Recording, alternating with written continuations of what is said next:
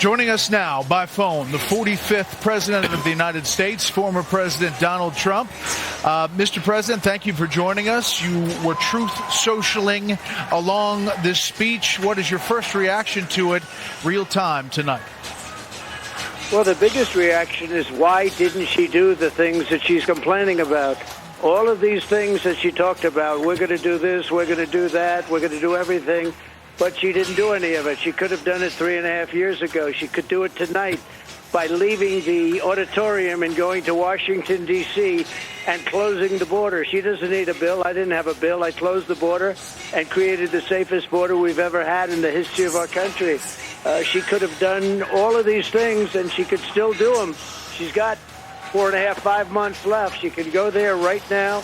She can do all of the things, many of the things that she's talking about and complaining about. It was a lot of complaining. She didn't talk about China. She didn't talk about fracking. She didn't talk about crime. She didn't talk about 70% of our people are living in poverty. She didn't talk about housing, really. The trade deficit. She didn't talk about child trafficking that she's allowed to happen because she was the border czar and she presided over the weakest border in the history of our country. It's an invasion. I was there today, as you know, Brett. It's an invasion of our country taking place at our border, our southern border. It's a total invasion. And now it's starting at our northern border also, through Canada. And she didn't talk about any of that because she talks, but she doesn't do. It's no action.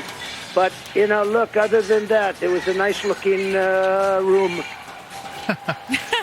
Mr. President, Martha McCallum here. She said that she is promising middle-class tax cuts, and she says that if you are elected, it will cost Americans $3,900 more a year in increased taxes. She's tying all of that to this Project 2025. That's where that number is coming from. What do you say to that? Well, she knows I have nothing to do with Project 25. They throw it out. A group of people got together. They did a thing. I haven't even seen it. I don't want to see it. I told them specifically, I don't want to see it. People know where I stand. I lower taxes. She's raising taxes. She's going to give a tax increase of 4 to 5 times what people and companies are paying right now. The country will go into a depression if they do it. She didn't talk about interest rates. I mean, the interest rates are now getting close to record rates. People can't do business. Nobody can borrow money. People can't go to the American dream and buy a house because they can't afford the interest rates. And even if they could, the money isn't available. She didn't talk about any of that. Now, if she got in, look, she's a Marxist. She always was.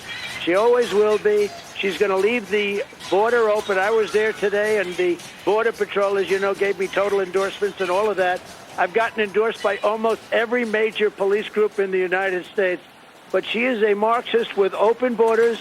She's not going to have any fracking in Pennsylvania. She's going to close down the oil and gas industry, and our country is going to go bust. She didn't talk about the $35 trillion, which I was going to start paying off with liquid gold that we have right under our feet.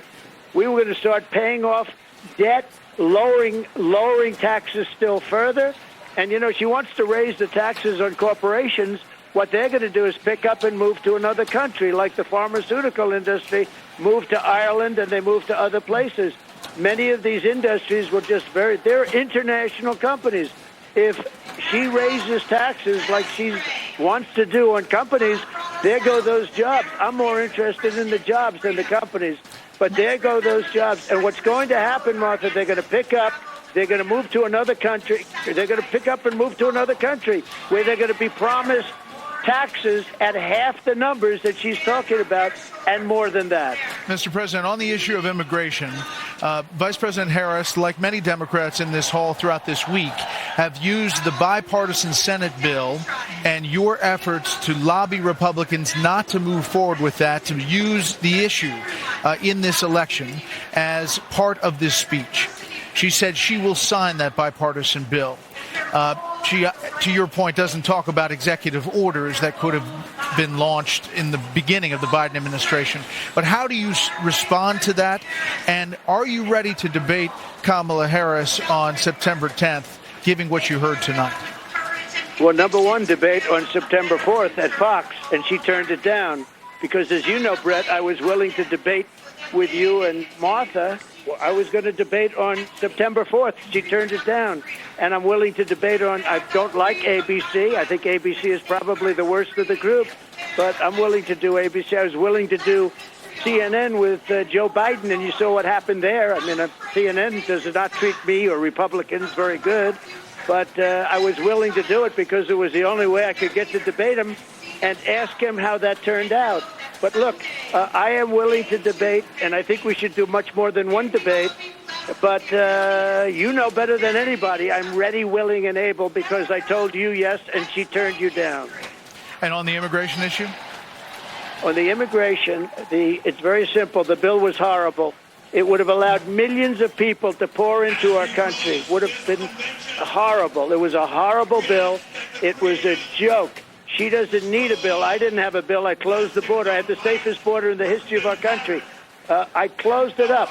As president, now she'll have to get Joe to do it, but she could probably have a lot to do with that, right? Now Joe's missing. He's on a beach in California.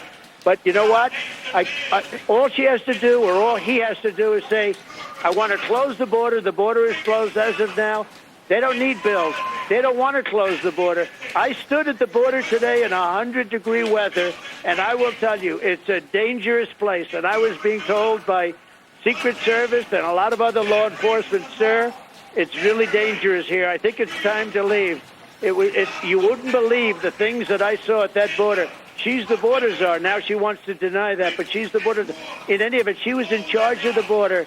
She's the worst border czar in the history of the world. There's never been a border so unsafe as this one.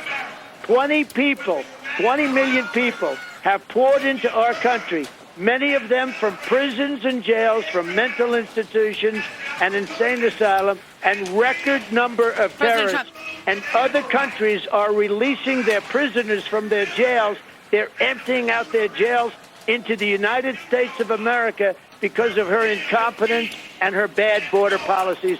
She is a horrible, horrible person to run this country. We won't have a country if she gets elected. Let me ask you this, sir. There has been a huge appeal and momentum for women voters. She's trying to pull the youth vote, the Hispanic vote, the black vote back in her direction. Polls show that she's having some success in that at this point. So what are you going to do? What's your strategy to rebuild the momentum that you had with those voters?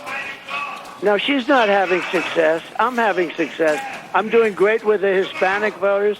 I'm doing great with black men. I'm doing great with women because women want safety. They want safety. And they don't have safety when they have somebody allowing 20 million people into our country, many of them very dangerous people.